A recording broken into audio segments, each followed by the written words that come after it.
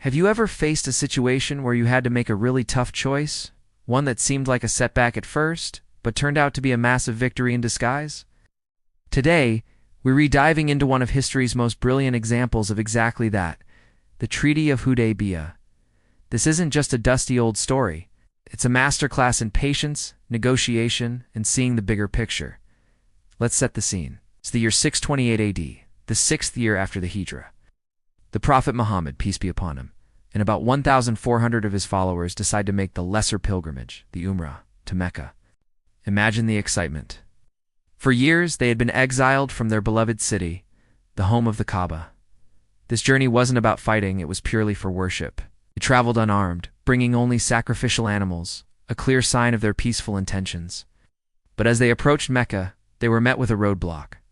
The Quraysh, the ruling tribe of Mecca and longtime adversaries, sent out their cavalry to stop them. They were adamant. The Muslims would not enter Mecca. Tensions were high. The Muslims were so close, yet so far. They could have easily chosen confrontation. They were a determined group filled with faith. A clash seemed almost inevitable. This is where the story takes a fascinating turn. Instead of escalating the conflict, the Prophet chose a different path: diplomacy. Camped at a place called Hudaybiyyah on the outskirts of Mecca and decided to negotiate. This decision wasn't popular with everyone. Some of his companions were eager to enter the city they had longed for, feeling that backing down was a sign of weakness. They felt they had the right to be there. Why negotiate when you're in the right? But the Prophet's wisdom saw something deeper. He knew that forcing their way in, even if they succeeded, would lead to bloodshed and deepen the animosity. He was playing the long game, aiming for a future built on peace, not on a single, short-lived victory. So the negotiations began. Messengers went back and forth between the two camps. The Quraysh were suspicious and stubborn. They sent several envoys, each trying to gauge the Muslims' strength and resolve. One of the Quraysh negotiators, Urwa ibn Madid, returned to his people completely astounded. He told them, "I have been to the courts of kings, Caesar Khosrow, the Negus, but I have never seen a leader more revered and loved by his followers than Muhammad." He saw the deep respect and unity among the Muslims, which was a power the Quraysh hadn't accounted for. The negotiations dragged on. At one point, rumors spread that the Muslim envoy sent to Mecca, Uthman ibn Affan, had been killed. This was a grave offense, a violation of all diplomatic norms. In response, the Prophet gathered his followers under a tree, and they all pledged their allegiance to him, vowing to stand by him no matter what. This event, known as the Pledge of the Tree, or Bayah al-Ridwan, showed the Quraysh the unwavering resolve of the Muslim community. It sent a clear message. They were united and would not be broken. Seeing this incredible unity, the Quraysh realized that a military conflict would be costly, and they finally decided to get serious about a treaty.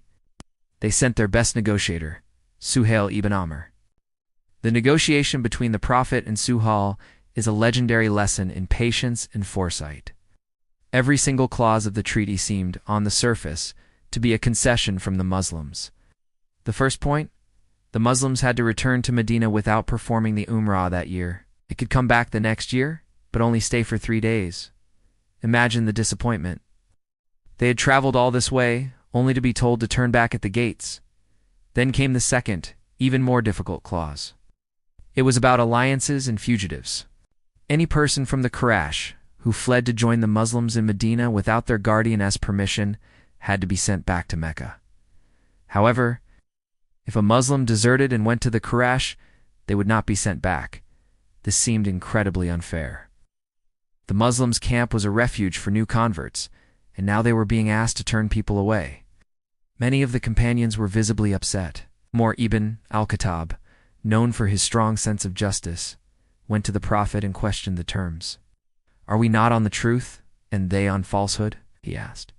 "Why should we accept such humiliating terms in matters of our faith?" It was a sentiment shared by many. They saw it as a defeat. Even the writing of the treaty was a test of patience. When the scribe began with "In the name of God, the most gracious, the most merciful," Suhail, the Quraysh negotiator, objected. "We don't recognize the most gracious," he said. "Write in your name, O God, The prophet, to the surprise of his followers, agreed. Then when the scribe wrote, "This is what Muhammad, the messenger of God, has agreed to," Suhail objected again. "If we believed you were the messenger of God, we wouldn't have fought you. Write your name and your father's name." Imagine the tension in that moment. For the Muslims, the title messenger of God was the core of their identity. To omit it felt like a denial of their entire faith. Yet the prophet, with incredible calm and wisdom, instructed his cousin Ali to erase the title and write Muhammad, son of Abdullah. He understood that the words on the paper didn't change the reality of his prophethood. What mattered was securing peace. So, the treaty was signed. A 10-year truce. No fighting between the Muslims and the Quraysh felt like a major setback. The Muslims returned to Medina with heavy hearts, feeling dejected and confused. But then, something incredible happened. On the journey back, a new revelation came down to the prophet, the opening of a chapter in the Quran called Al-Fath, which means the victory. It began, "Indeed, we have granted you a clear victory." A victory? How could this be a victory? The companions were puzzled. This is where we see the genius of the Treaty of Hudaybiyyah unfold. What looked like a defeat was, in fact, the greatest strategic triumph yet. First, the 10-year truce was a game-changer. For the first time, the state of war was officially over. This meant the Muslims could now interact with all the Arab tribes freely and openly, for people were afraid to associate with the Muslims for fear of angering the powerful Quraysh. Now, that fear was gone. This period of peace allowed the message of Islam to spread like never before. The Prophet and his followers could now engage in dua calling people to the faith without the constant threat of war. They could travel, talk to people, and demonstrate the beauty and justice of their beliefs through their actions. The ethics, the compassion, the fairness of the Muslim community became their most powerful argument, and the results were staggering. In the 2 years between the treaty and the eventual conquest of Mecca, the number of people who embraced Islam was greater than all the years before combined. The treaty created a safe and open environment for dialogue and conversion.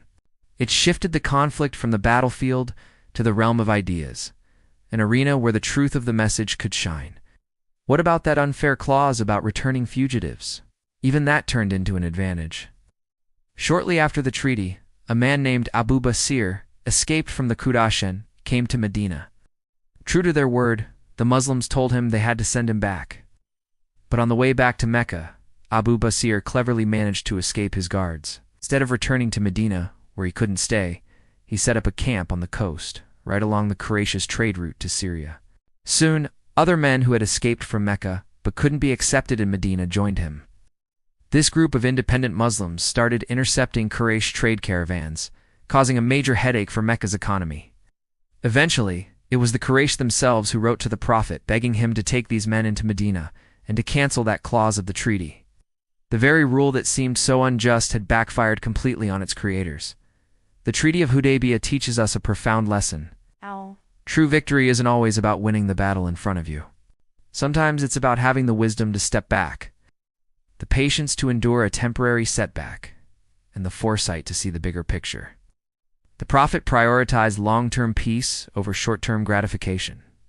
He chose diplomacy over conflict and wisdom over pride.